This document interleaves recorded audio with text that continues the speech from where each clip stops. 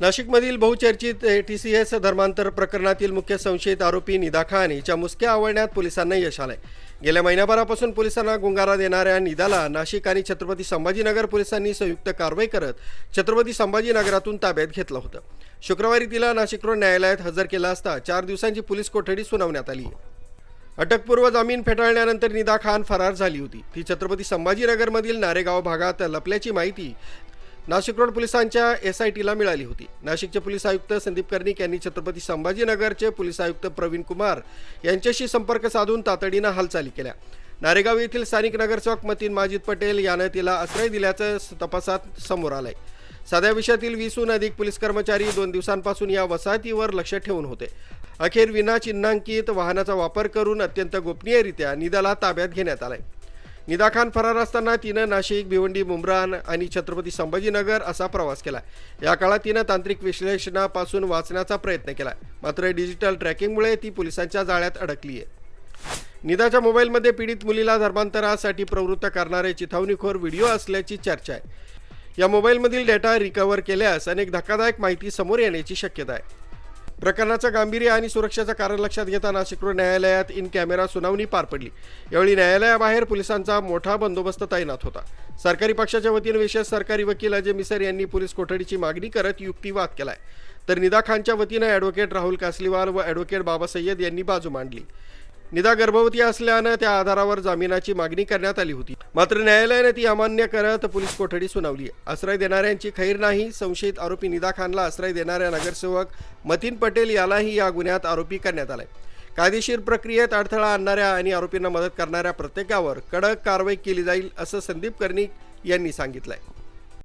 नाशिक शहर Deolali camp police station गुन्हा register 156/26 या केसमध्ये आरोपी निदा खान यांचा जामीन माननीय न्यायालयाने फेटाळलेला होता। नाशिक शहर पोलीस व छत्रपती संभाजीनगर शहर पोलीस यांच्या जॉईंट ऑपरेशन मध्ये काल आरोपी निदा खान यांना छत्रपती संभाजीनगरच्या नरेगाव या परिसरातून ताब्यात घेण्यात आलेला आहे। तसेच नरेगाव परिसरातील स्थानिक नगरसेवक मतीन मजीद पटेल यांनी त्यांना आश्रय दिल्याचे निष्पन्न झालेलं आहे व त्यांना या गुन्ह्यामध्ये आरोपी करण्यात आलेलं आहे। मी छत्रपती संभाजीनगर यांचे पोलीस आयुक्त प्रवीणजी पवार त्यांनी दिलेल्या सहकार्याबद्दल त्यांचे आभार मानतो। या गुन्ह्यातील आरोपी नंबर 3 निदा खान यांचा अटकपूर्व जामीन अर्ज सेशन्स कोर्ट नाशिक रोड यांनी 2 मेला रद्द केला होता। गुन्हा दाखल झाल्यापासून ही आरोपी मिळून येत नव्हती, आरोपी फरार होती। नाशिक पोलीस आणि औरंगाबाद पोलीस यांनी जॉईंटली जी कारवाई केली त्यात काल रात्री 11:15 वाजता छत्रपती संभाजीनगर येथे ही आरोपी मिळून आलेली आहे। आरोपीला ताब्यात घेऊन काल रात्री उशिरा औरंगाबादच्या संबंधित ज्युडिक्शनच्या कोर्टासमोर नेण्यात आलं। अटकेची ती महिला असल्यामुळे आणि सूर्यास्तानंतर अटक केली जात असल्यामुळे ज्या कायदेशीर तरतुदी आहेत त्या तरतुदींचं काटेकोरपणे पालन करून आरोपीला ताब्यात घेऊन संबंधित न्यायालयासमोर हजर करण्यात आलं। संबंधित न्यायालयाची परवानगी घेऊन आरोपीला नाशिक येथे आणण्यात आलं आणि आज सकाळी 4:15 या आरोपीला अटक करून मेहरबान कोर्टासमोर आता हजर केलं होतं।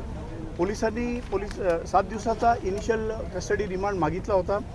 त्यात पोलिसांचं म्हणणं असं होतं की हा गुन्हा अतिशय गंभीर आहे, या गुन्ह्याला अनेक वेगवेगळे अँगल्स आहेत। याच्यात पीडितेला एका धर्मांतर करण्याच्या उद्देशाने काही भीती व धाक दाखवण्याचा प्रयत्न झालेला आहे। तिला एक बुरखा देण्यात आलेला आहे, तिला नमाज हिजाब याबाबत ट्रेनिंग देण्यात आलेलं आहे। तर यात ह्या महिलेचा काय रोल आहे, आरोपीचा काय रोल आहे, तिच्या व्यतिरिक्त आणखी कोणी याच्यात सहभागी आहेत का याबाबत सखोल तपास करणं आवश्यक आहे। त्यानंतर वारंवार या पीडितेच्या मोबाईलमध्ये काही इंस्टाग्राम लिंक्स, यूट्यूब लिंक्स, काही रील्स टाकण्यात आलेले होते जे थोडे चिथावणीकारक। मुख्य संचालक रवींद्र जाधव, लोकराज्य न्यूज, नाशिक रोड।